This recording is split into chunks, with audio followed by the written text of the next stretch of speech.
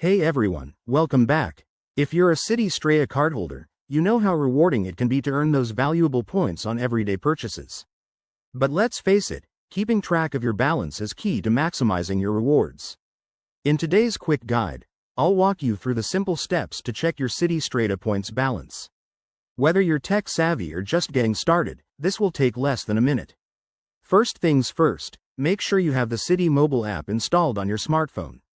If you don't, head to your app store, search for Citi Mobile, and download it for free.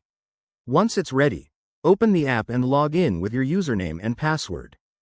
Don't worry if you forget your login details. There's a "Forgot Password" option to help you out. After logging in, you'll land on your dashboard. Look for the Rewards or Points tab, usually at the bottom of the screen. Tap on it and voila! You'll see your current Citi Strata points balance displayed prominently. It might show a breakdown of how you earned those points, like from dining, travel, or everyday spending, which is super helpful for planning your next redemption. If you prefer using a computer, no problem.